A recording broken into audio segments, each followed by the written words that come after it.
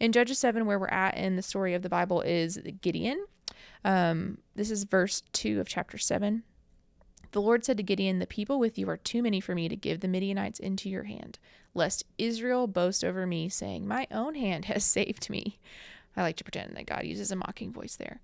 So God wants to whittle this group of men down to 300 because he doesn't want them to be able to say that they did it and that God didn't do it. This is verse 16. And so he divided the 300 men into 3 companies and put trumpets into the hands of all of them and empty jars with torches inside the jars.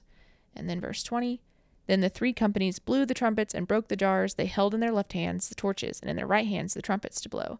And they cried out, "A sword for the Lord and for Gideon."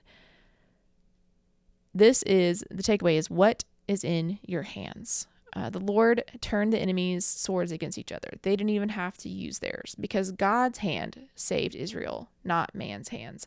Their hands were full. These guys couldn't fight. They had in one hand a trumpet and they had in another hand a pot that had a torch in it. They couldn't hold a sword. God wanted it to be clear that it was by his hand and literally not by their hands. So the question is, what has God placed in your hands? What are the tools he's given you that may seem odd? You may feel like you have the wrong gifts, the wrong skills, the wrong talents, or that you have the wrong thing for the task in front of you. And maybe he's asking you to use what's in your hand and trust that he's going to do the rest himself. But also, kind of conversely, what have you picked up? What wasn't given to you by God? What are things that you're holding on to that aren't yours to hold? What have you tried to make work or tried to make fit or tried to, manufacture gifts or status or power? On the same day, I read Luke 13. This is Luke 13, 22 through 24. He went on his way through towns and villages, teaching and journeying towards Jerusalem. And someone said to him, "Lord, will those who are saved be few?" And he said to them, "Strive to enter through the narrow door. For many, I tell you, will seek to enter and will not be able." The way to God, which we have talked about so much, is narrow.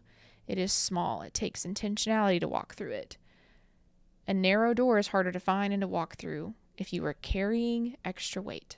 So if you are carrying all these things that you think you need, if you are carrying ill-fitting clothing or armor that you have put on, or if you're carrying burdens that aren't yours to carry, if you're holding on to offenses and hurts, you can't carry these things through the door. You can't carry idols through the door. And so all of these things we insist on carrying make it harder to fit through the narrow door. And it's not that God doesn't accept us. It's just that we try to add on to it. We try to make it happen. We try to work for it. We try to earn it. We try to make it comfortable. But the narrow door is the doorway to self-sacrifice. It's the doorway to death, to dying to yourself. You can't bring anything with you. You can't pretend to be someone else. And you can't make yourself better. We just come and we die. But that's how we find the abundant life with Jesus. And so a lot of this year's Bible's reading, going through the whole thing, has opened my eyes to the cost of discipleship, which we talked about earlier this year. And it's the heart behind this whole podcast. Walking the narrow path is difficult if we truly intend to go with God. But that is also the good news. He is with us in the going.